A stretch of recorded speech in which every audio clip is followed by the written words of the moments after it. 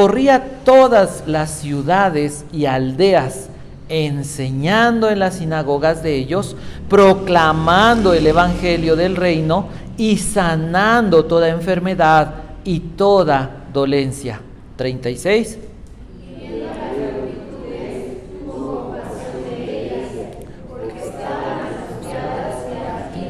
Como ovejas que no tienen pastor.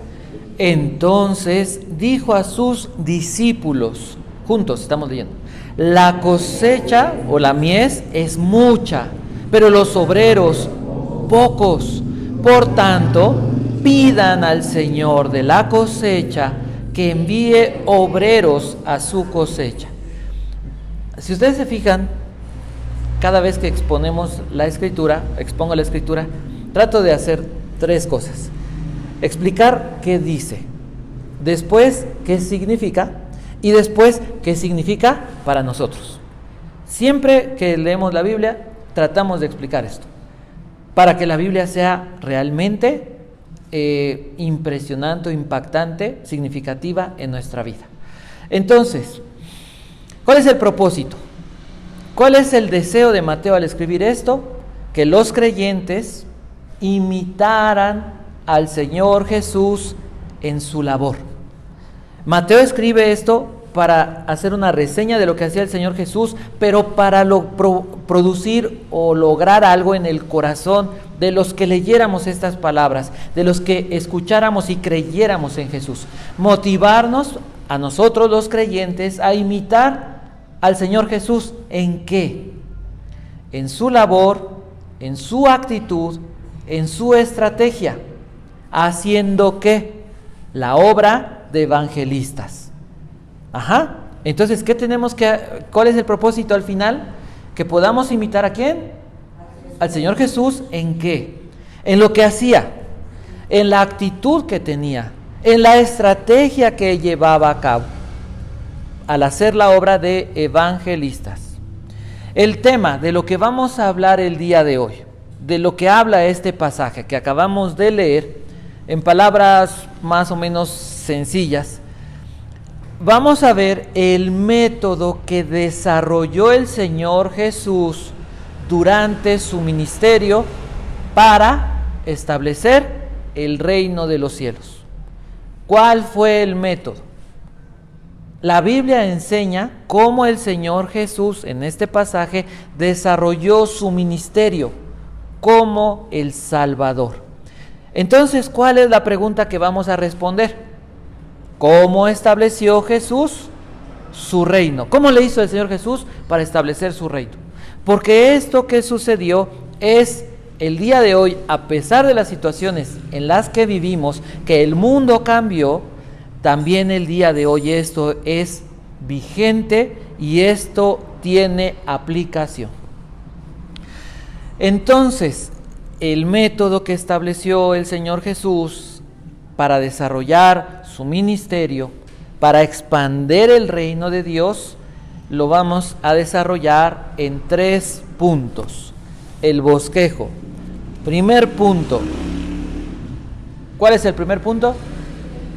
El ministerio del rey en las ciudades. Segundo, el ministerio del rey con las multitudes. Y el tercer punto, el ministerio del rey y los discípulos y las multitudes. Ahora en el tercer punto están incluidos los discípulos y ahí entramos también nosotros. Verso 35, Jesús recorría todas las ciudades y aldeas. Primera pregunta, ¿qué hizo Jesús? ¿Qué hizo? Recorrer todas las ciudades y aldeas. ¿Para qué? Para dar a conocer, para establecer su reino.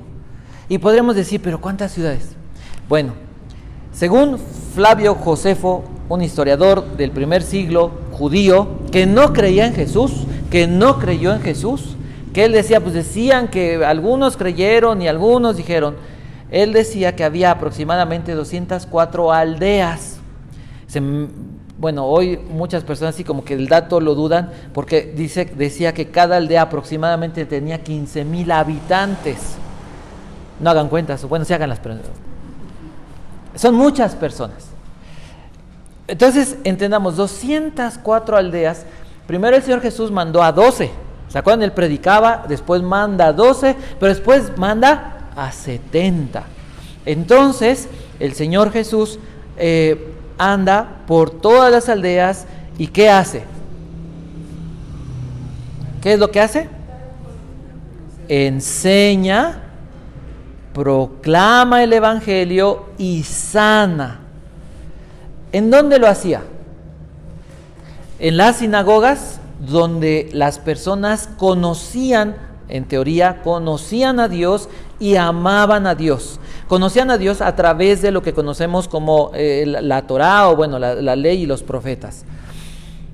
Les predicaba a ellos y les enseñaba. Básicamente, ¿cuál era la enseñanza del Señor Jesús? ¿Qué es lo que les enseñaba? No sé si han visto, se extendían los rollos y la gente comenzaba a leer, muy parecido a lo que hacemos hoy.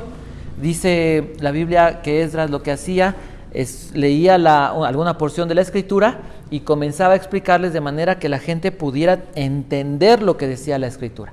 El Señor Jesús comienza a enseñar, y ya lo vimos en el pasaje del Sermón del Monte. ¿Qué enseñaba el Señor Jesús en las sinagogas? Enseñaba acerca del reino de Dios, que es lo que habla Mateo, el reino de Dios. Un reino que la gente decía, ¿y cuándo comenzará a reclutar soldados? ¿Y cuándo empezaremos a fabricar espadas, flechas? ¿Cuándo empezaremos a tomar una enseñanza militar? El Señor Jesús decía, no es así. ¿Qué enseñaba entonces? El Evangelio del reino. ¿Cómo podemos definir o sintetizar el Evangelio? Que el Señor Jesús murió para salvar del pecado. ¿Qué tendríamos nosotros al ir entendiendo que esto es lo que yo tengo que imitar? Tendría yo que hacer en la vida diaria. Bueno, en donde Dios me ha mandado. ¿A dónde me ha mandado? Algunos a la escuela, algunos trabajo, algunos algún negocio, algunos una oficina. A donde Dios nos ha mandado, entendamos eso. Somos enviados. Creo que es claro lo que estoy hablando. La palabra apóstol es la palabra enviado, ¿sí? O sea, cuando hay un ministerio apostólico con ciertas comillas, pero el hecho de haber sido enviados por el Señor, de ser puestos en un lugar, tengo que entender que no es una casualidad, sino que soy un apóstol, soy un enviado. ¿Sí se entiende?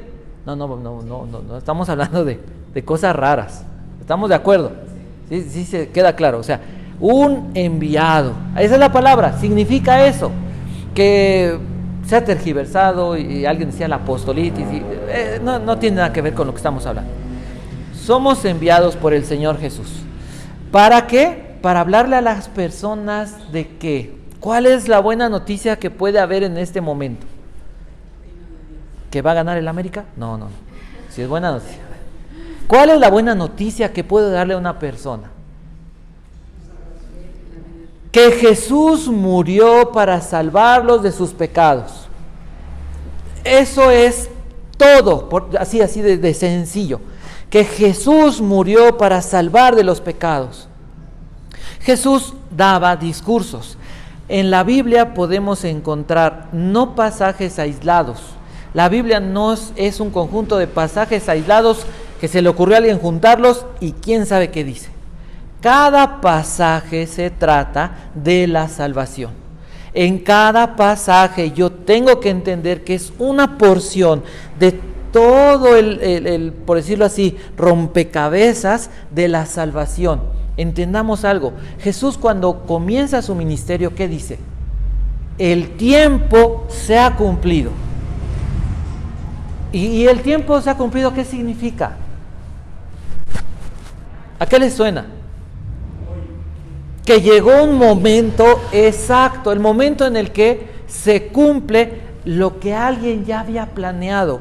O sea, toda la historia de 4000 años desde la creación, hablando de la humanidad, hasta el momento que vino el Señor Jesús, dice el Señor Jesús, el tiempo hoy se ha cumplido.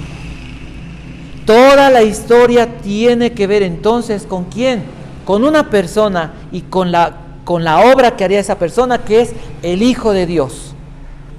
¿Cuál es ese momento? Vino el Señor Jesús a establecer, de acuerdo al pasaje de Mateo, al libro de Mateo, al Evangelio de Mateo, a establecer su reino. Ahora, todos los casos que presenta en el capítulo 8 y 9 Mateo son únicos. Nadie ha hecho eso. Nadie lo había hecho y nadie lo va a poder hacer. ¿Por qué?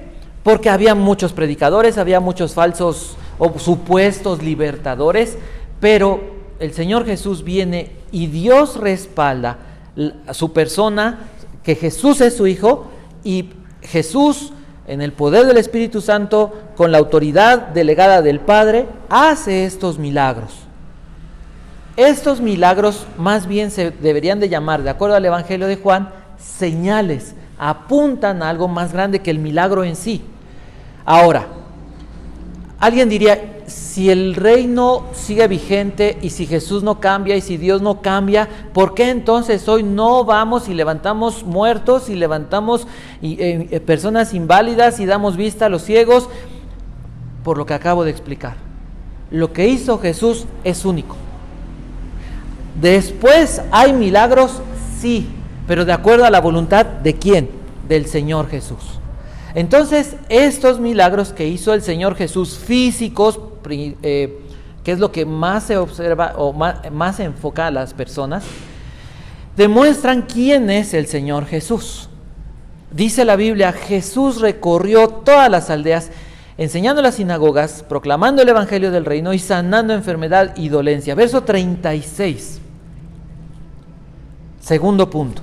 El primer punto ya vimos dónde se desarrolló el ministerio del rey en los lugares, ciudades y aldeas. Pero ahora el segundo punto, el ministerio del rey con las multitudes. Dice, viendo las multitudes. La palabra multitud se puede traducir así como se oye, chusma.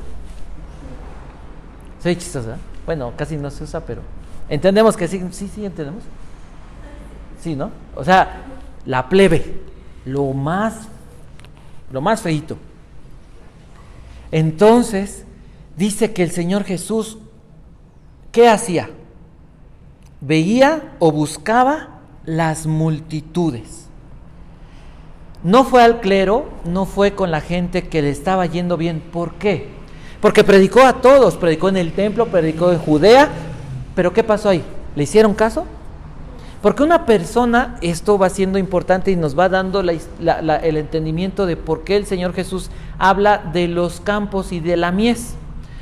Porque una persona que le está yendo bien, que tiene una vida hecha, generalmente cuando hablamos de Jesús, ¿qué dice?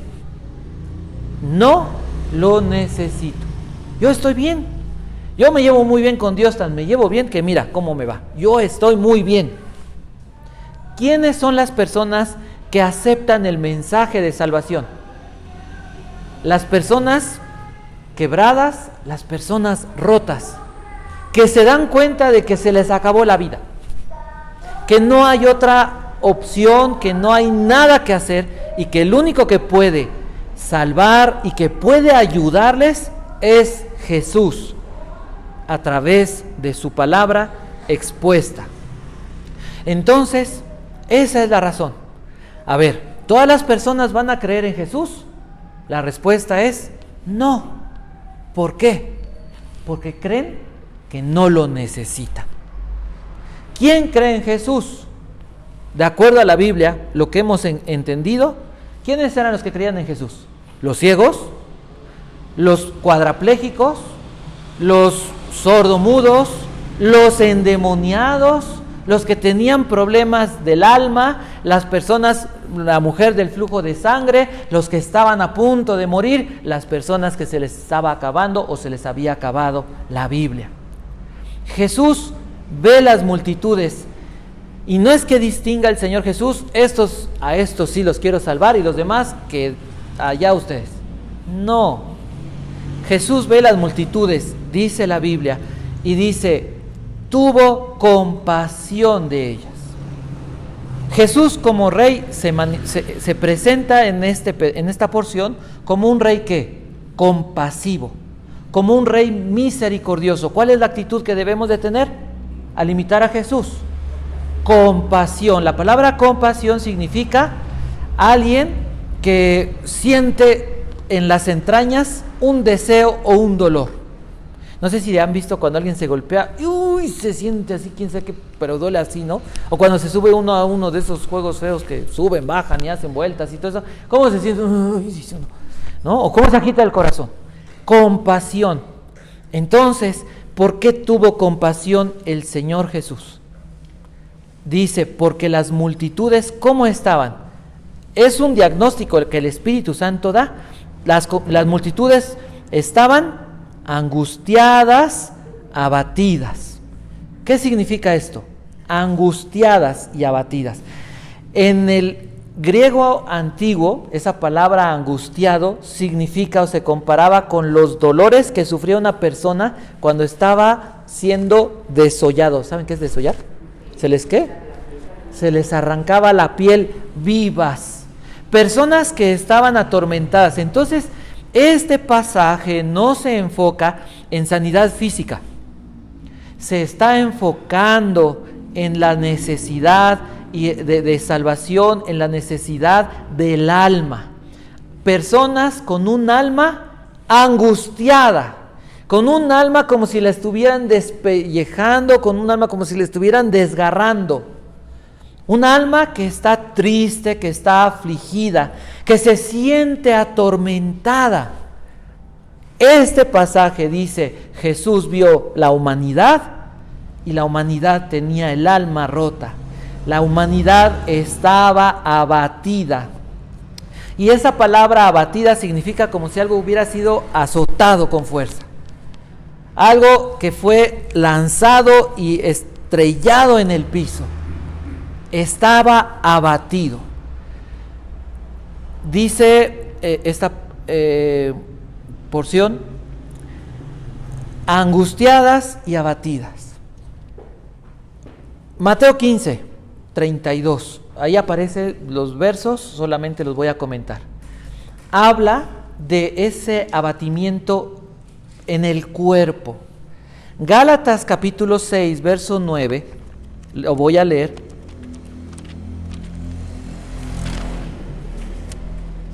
Dice así: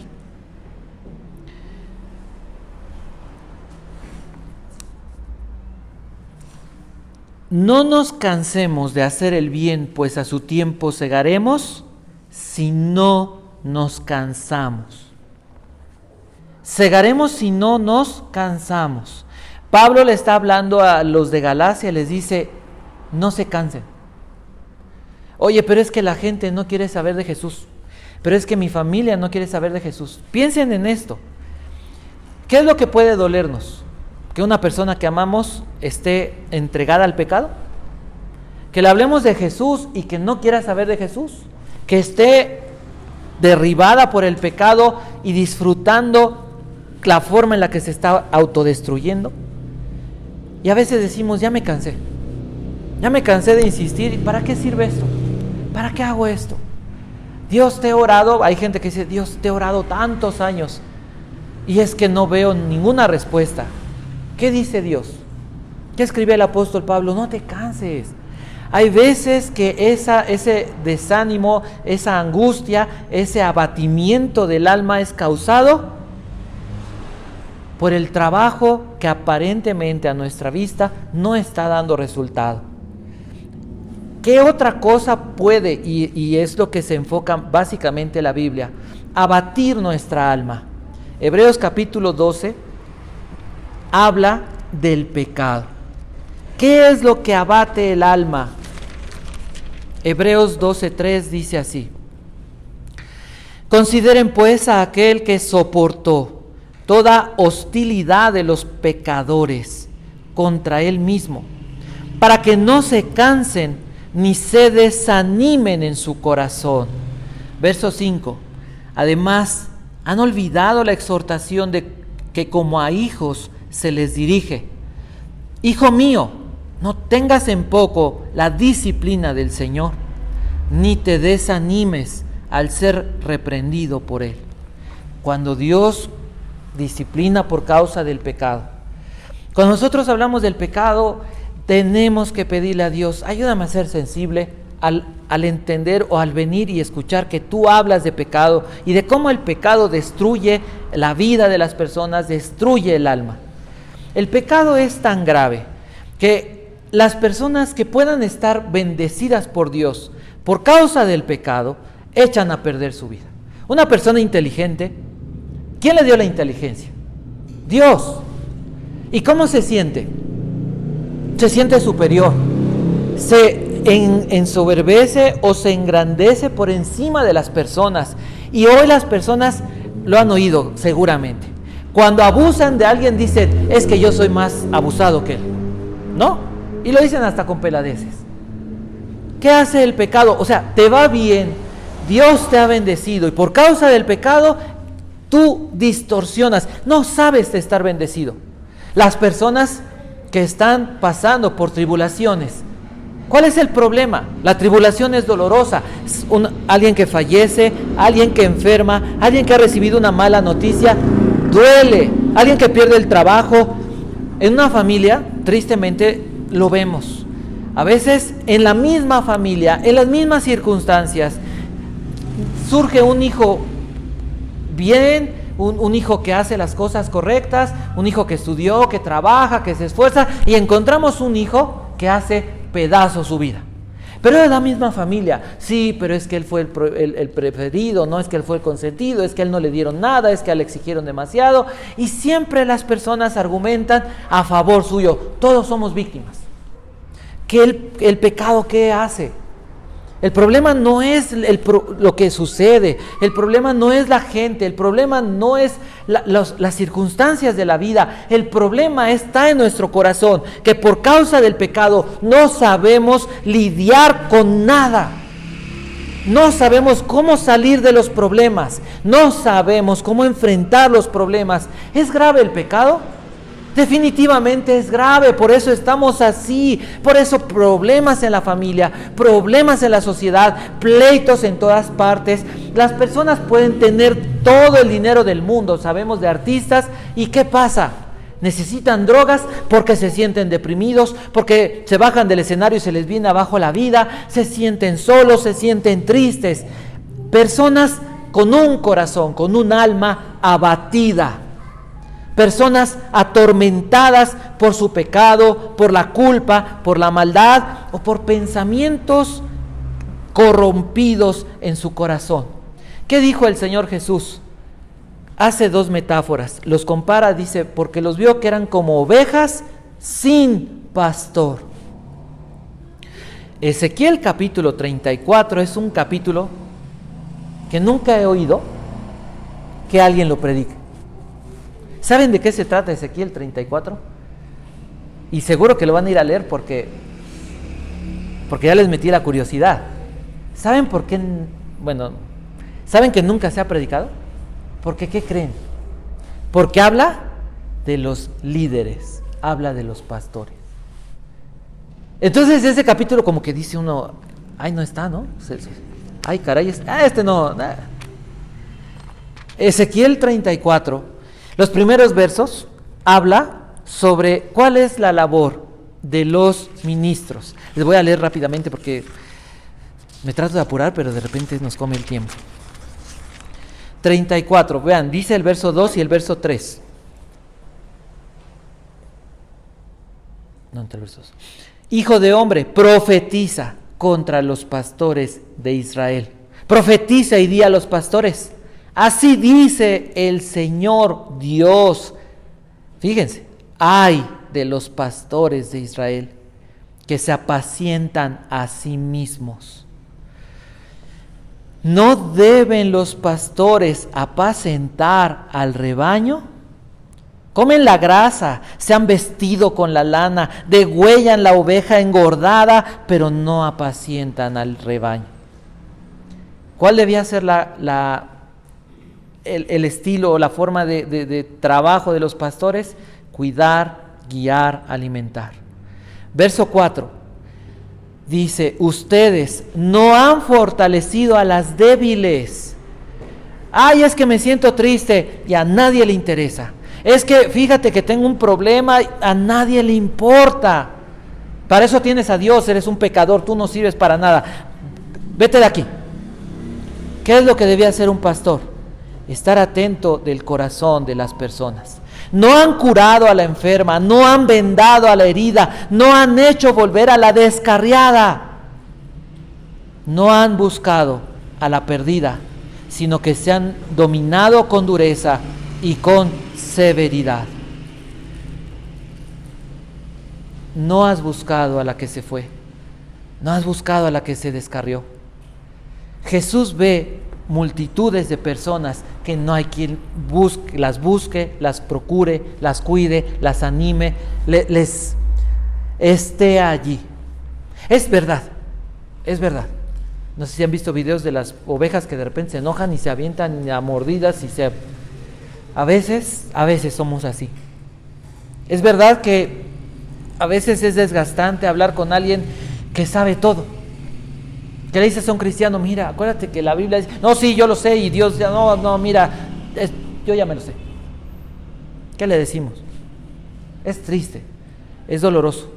O a la gente que le dices: mira, la Biblia dice esto, acuérdate esto, mira. Dios no nos hizo perfectos, pero sí nos hizo santos. Y debemos de buscar la santidad, y debemos de vivir. La gente no solamente debe oír de Jesús, debe ver a Jesús en tu vida, debe ver a Jesús caminando.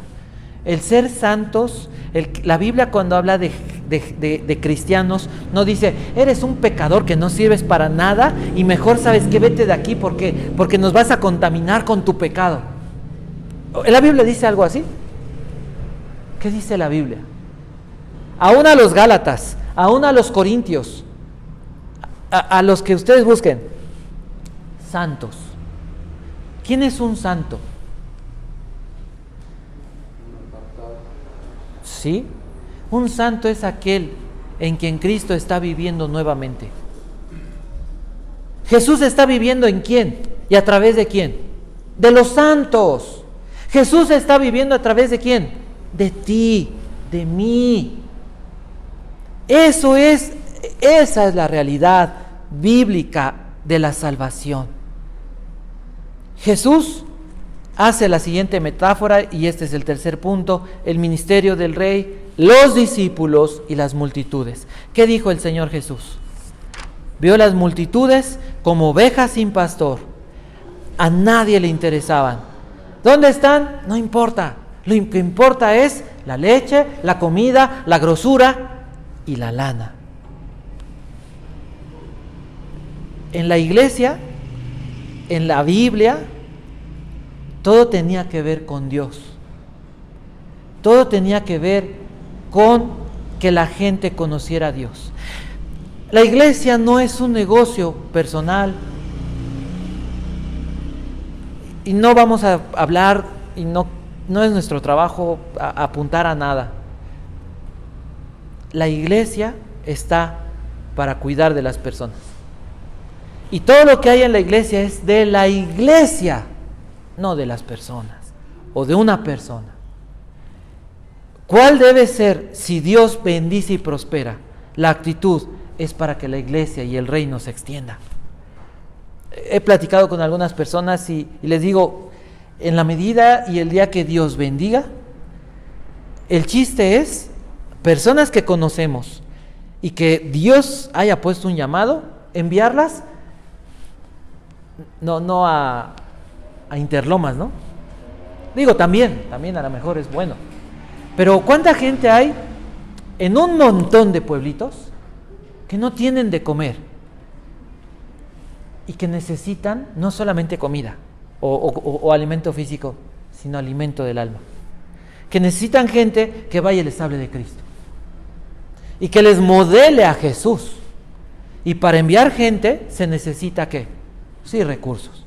Porque van a llegar a un lugar donde no hay mucho o no hay nada, y no se trata de llegar a que malpasen, sino se trata de llegar a bendecir a las personas. Entonces, ¿qué dijo el Señor Jesús? Verso 37 dice, la cosecha o la mies es mucha, pero no quiere decir que todos van a creer. ¿Cuál es la característica de la mies que está lista para ser segada?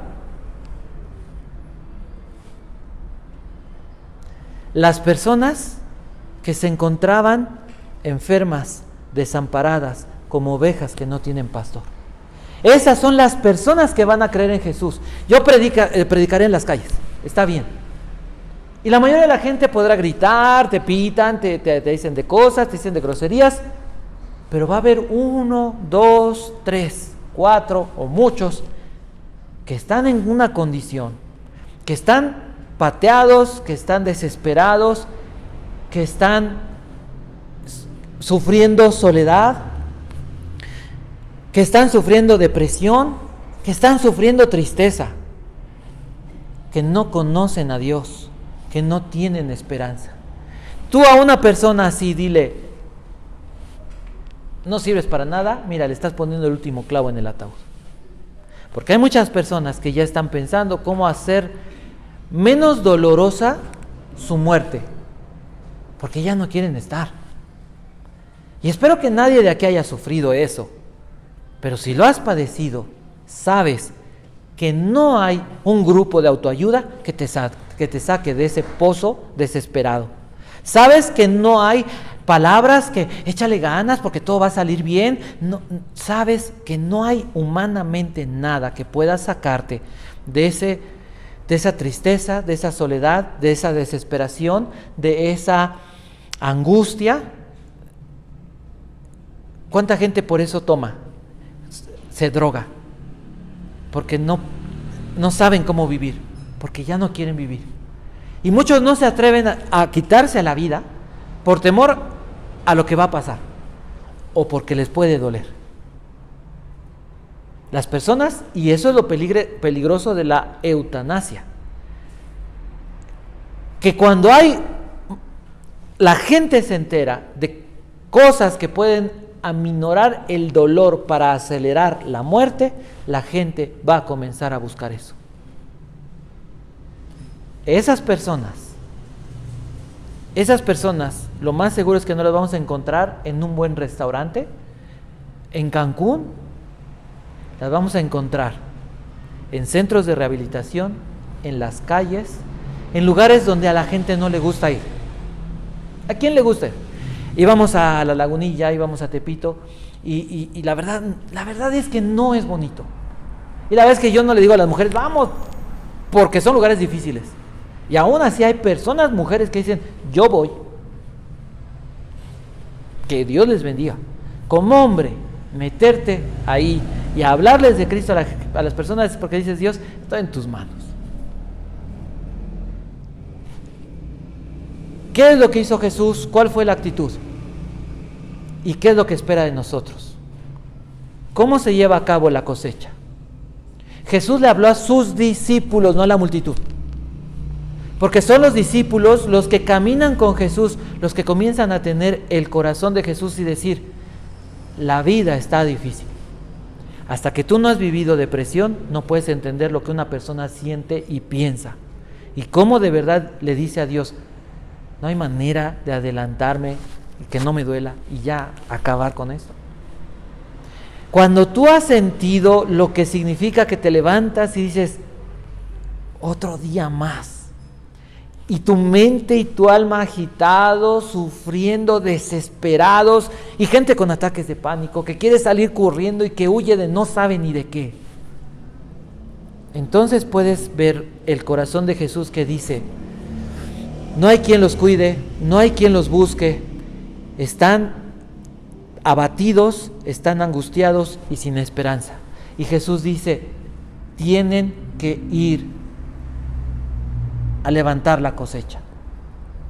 La mies son los terrenos donde se cultivaban los cereales. Hay una gran cantidad de personas en esa condición, pero la verdad es que casi no hay quien quiera ir. No hay quien quiera ir a hablarle de Cristo a esas personas. ¿Por qué? ¿Por qué? ¿Cuál es la base de la cosecha? ¿Qué dijo el Señor Jesús? Pidan, verso 38, pidan la oración. Pidan al Señor por obreros. ¿Cómo comienza la cosecha? Orando. Hermanos, a lo mejor, como mujeres les digo, no pueden ir a un lugar así. Hay lugares muy difíciles, pero hay algo que sí pueden hacer, y es que orar. ¿Cómo comienza la cosecha? Orando. Orando para que Dios despierte el corazón de los hombres, para que Dios dé valor, para que Dios ponga los lugares y las situaciones. Rogarle a Dios provee trabajadores para que se cumpla la gran comisión. Orar no significa que va a dejar de existir la necesidad o que ya no se tiene que ir a buscar a las personas. Orar garantiza que la cosecha sea efectiva. ¿Qué dijo Isaías? Dios, fíjense, está adorando en el templo. Primer paso, un adorador. Dios se manifiesta y dice: ay de mí que soy hombre muerto. Han visto mis ojos a Jehová, al Rey. ¿Qué hace el Señor? Se manifiesta, se hace visible. El hombre cae de rodillas y dice: me voy a morir, soy un pecador. Dios santifica al hombre, lo hace, y esto es una representación de Jesús, y dice después, el cuarto paso, ¿qué dijo? ¿A quién enviaremos y quién irá por nosotros? ¿Cuál debe ser la respuesta? ¿Qué dijo Isaías? Aquí estoy, envíame a mí. Si tú dices: ¿será de Dios abrir un estudio bíblico en mi casa? Mira, ya creo que la pregunta no es correcta. Porque ¿qué dijo el Señor? Vayan, prediquen, hagan discípulos. Oye, ¿será de Dios que vengamos los domingos y prediquemos y busquemos otro lugar donde hablar o predicar la palabra? ¿Será de Dios que salgamos a la calle y vayamos? ¿Será de Dios o no? La respuesta es sí. Volteémoslo al revés. ¿Cuál es el pecado tan grave de que pudiéramos nosotros comenzar a abrir otros lugares, a predicarle en las calles, a hablar en los trabajos? ¿Cuál es el pecado? ¡No! Entonces, ¿por qué no lo estamos haciendo? ¿Qué es lo que realmente está sucediendo? La enseñanza es ir, anunciar con el mismo sentir, con el mismo actitud al Señor, que el Señor tuvo. Debemos imitar a Jesús, ese es el principio. ¿En qué? En actitud, en labor y en estrategia. Haciendo la obra de evangelistas. ¿Cuál es nuestra responsabilidad? No solamente hablarle a la gente, sino que modelar a Jesús, mostrarles a Jesús. Recuerda, ser santo significa que Cristo está viviendo otra vez su vida a través de ¿quién? De ti, de mí. Yo esperaría que se emocionaran.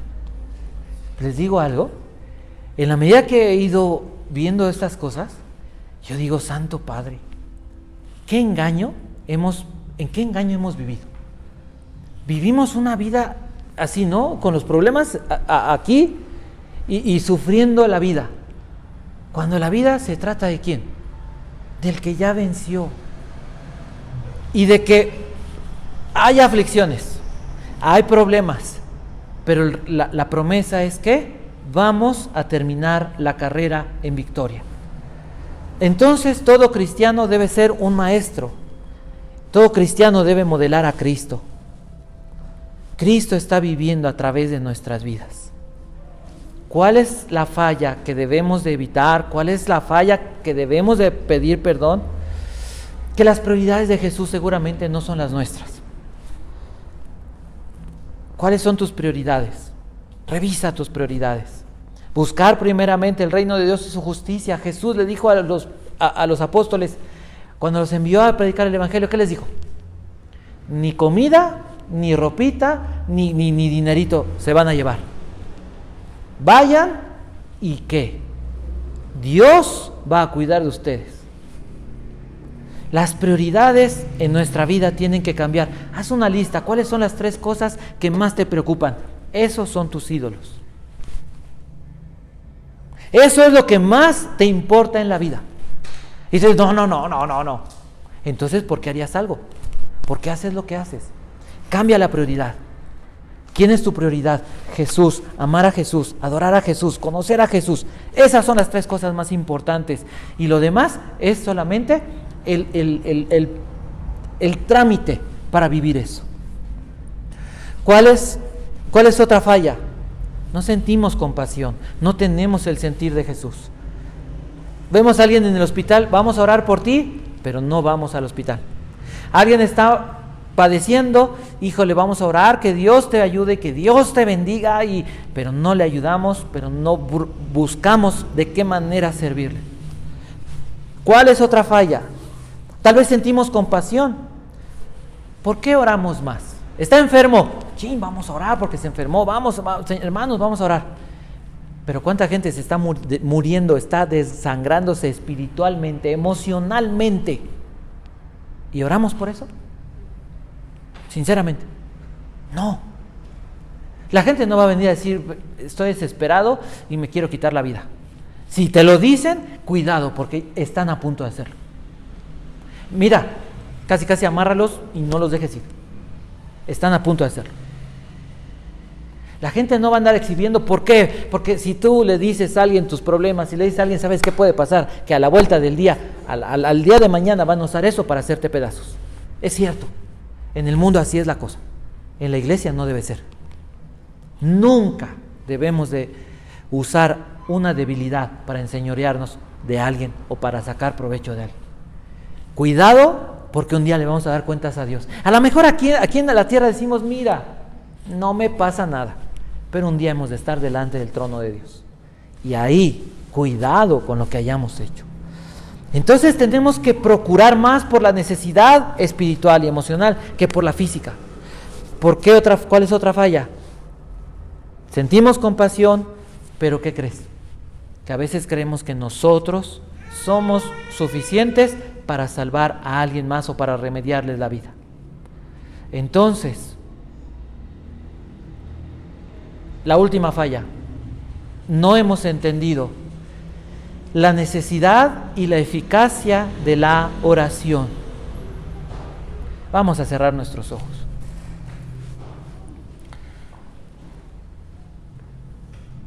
Dios creó un mundo perfecto, pero el pecado del hombre echó a perder todo.